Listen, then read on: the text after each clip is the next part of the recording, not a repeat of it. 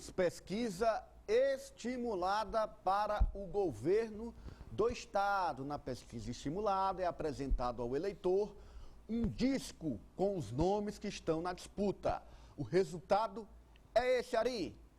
Rafael Fonteles, do Partido dos Trabalhadores, 41,50%. Silvio Mendes, do União Brasil, 36,10%. Coronel Diego, do PL, 1,35%.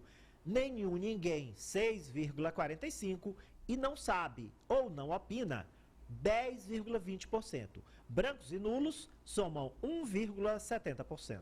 Os demais candidatos não alcançaram 1% nas intenções de votos. Todos os números você confere agora no portal meionorte.com e na edição impressa do seu jornal Meio Norte. Eu quero o seu comentário, a sua avaliação.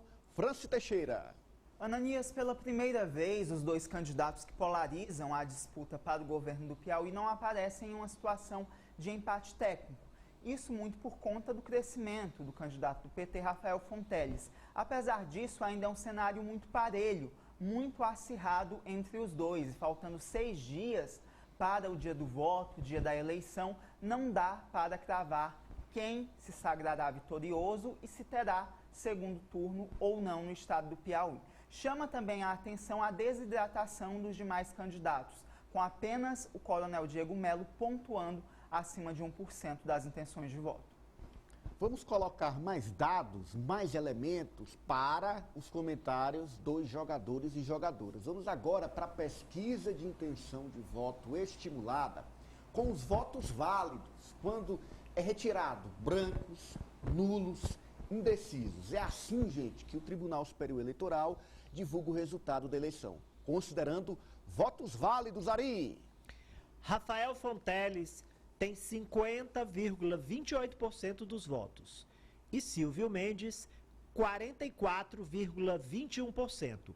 Coronel Diego tem 1,65%. Sávia Barreto.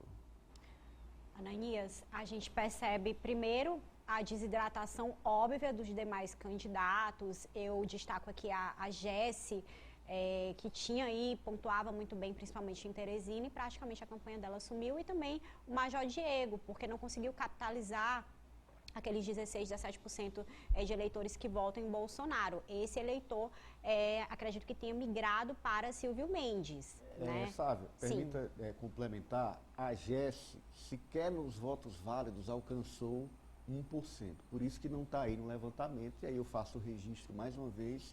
A votação de todos os candidatos que não conseguiram chegar a 1% está lá no portal Meio Norte e também no seu jornal Meio Norte. Mas você falava dessa desidratação e a polarização do pleito. Exatamente. Então, o eleitor do Bolsonaro, acredito que tenha migrado de maneira integral, abandonou a candidatura do Coronel Diego e foi para Silvio Mendes, e o eleitor do Lula, que sim flertava e acreditava ser possível ali votar em Silvio Mendes, nessa reta final declinou e migrou para o Rafael. Era isso que a campanha petista apostava desde o início, demorou para engatar essa ligação e esse voto Rafael e Lula, mas agora a pesquisa amostragem, que tem um histórico consolidado de acertos nessa eleição, mostra que foi a estratégia que até agora, nessa reta final, tem funcionado.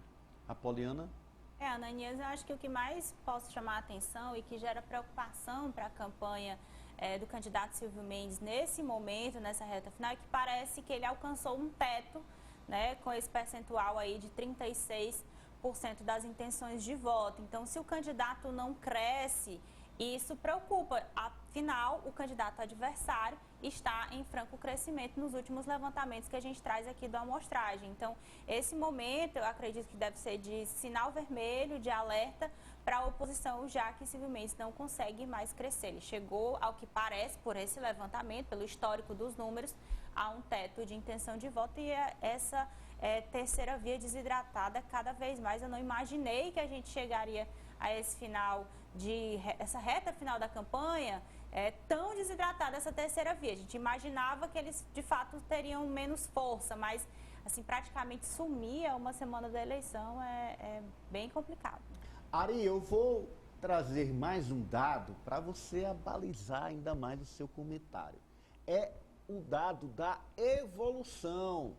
Como os candidatos têm se comportado ao longo dessa série histórica da pesquisa amostragem para o governo do Estado. Porque a gente sempre diz aqui, pesquisa é uma fotografia do momento. Pois vamos unir as fotografias e desenhar o filme. Vai, Ari! A gente está comparando 4 pesquisas realizadas do final de agosto até agora. De 26 a 30 de agosto, nesta pesquisa, Rafael tinha 42,37% votos válidos. A primeira pesquisa do mês de setembro, de 5 a 9, ele subiu para 46,94%. Na pesquisa seguinte, em meados do mês, de 12 a 16, ele subiu mais uma vez e foi para 48,72%. E nesta pesquisa agora, de 19 a 23, ele novamente cresceu e ultrapassou 50%, está com 50,28%. Agora vamos ao candidato Silvio Mendes do União Brasil. Na pesquisa do final de agosto, ele tinha 46,72%. Na pesquisa seguinte, de 5 a 9 de setembro, ele ficou em 45,34%, variando na margem de erro. Na pesquisa de 12 a 16 de setembro, ele foi para 44,55%. E agora, ele está com 44,21%, que é uma queda já fora da margem de erro. Ari. É uma eleição difícil, porque são apenas 6 pontos percentuais a 6 dias da eleição. Então, ambos os lados com suas narrativas de vitória folgada, sabem que não estão falando a verdade. Será uma eleição dura. Agora, fica evidente, neste gráfico de evolução, que o candidato do Partido dos Trabalhadores virou.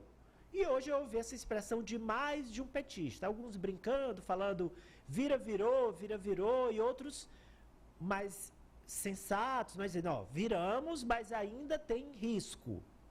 Então é acelerar o pé nesses últimos 6 dias, porque o outro lado tem a estrutura, tem o ministro Ciro, que é um fator que não pode ser desprezado. Agora, evidente, Rafael conseguiu finalmente colar em Lula. E ele tem o mérito dele, pessoal, mas foi sobre tudo isso. Foi o grande eleitor Lula que fez o candidato virar em cima de Silvio Mendes. Sávia, no comparativo anterior, a gente falava aqui da fotografia, você trouxe a analogia do filme, é o que mostra essa trajetória, né? Agora são 4 levantamentos, mais um se agrega a essa comparação, a essa evolução. E, como a gente diz também na análise da pesquisa, o jacaré está abrindo a boca. Ananias, quanto mais próxima da eleição, mais as pesquisas tendem a acertar, o que se chama de pesquisa de prognóstico, né? E pesquisa, para você saber se a pesquisa realmente ela é boa ou não é só comparar se ela acerta ou não. Quando o voto era o voto impresso, até a pesquisa de boca de urna, que você pergunta ali para a pessoa em quem você votou, ela errava. Por quê? Porque as pessoas diziam que tinham votado no candidato, mas elas erravam ali na hora da cédula, do papel, e terminavam anulando o voto. Nesse caso, a gente percebe uma assertividade contínua do amostragem e um crescimento progressivo do Rafael dentro dessa estratégia. Agora, eu resgato a fala do Ari, principalmente sentindo os políticos de cada lado, né? Sentindo como que eles receberam esses dados ali naquela conversa de bastidores, não na conversa gravada. Então, eu sinto uma animação palpável do grupo da base, mas não é aquele clima de já ganhou, justamente por conta dessa grande estrutura também que se observa se movimentando cada vez mais por parte da oposição. Alguém quer completar? Ananias, o fato é que nas eleições passadas a oposição não tinha uma força aqui no estado do Piauí, porque era forte na capital, mas no interior do estado tinha essa dificuldade por não ter uma capilaridade política. A gente lembra que em 2018 a eleição foi definida em primeiro turno mesmo com a terceira via competitiva. Tinha o Luciano Nunes, do PSDB, que conseguiu pontuar bem, o doutor Pessoa ficou em segundo lugar, e ali o Wellington Dias conseguiu a eleição em primeiro turno. A minha aposta é que na eleição desse ano, seja para Silvio, seja para Rafael Fonteles, também seja uma eleição decidida em primeiro turno, porque a terceira via, hoje aqui no estado do Piauí, o cenário sintetiza que a intenção de voto está pequena e não faria frente para viabilizar um segundo turno nas eleições deste ano. Bom, vamos já para a repercussão, porque a Poliana foi às ruas, conversou com candidatos e nós vamos trazer aqui pontos de vista dos candidatos sobre o resultado da pesquisa do Amostragem. Mas antes eu tenho um recado para você, agora 1h54, hora certa do Carneiro na Brasa da Zefinha. Olha, o restaurante Carneiro na Brasa da Zefinha é especializado na culinária piauiense. Agora tem uma novidade, deixa eu te contar. Está inaugurada a Pizzaria da Zefinha. O horário de funcionamento do restaurante é a partir de 10 da manhã até meia-noite. E da pizzaria, 4 da tarde até meia-noite.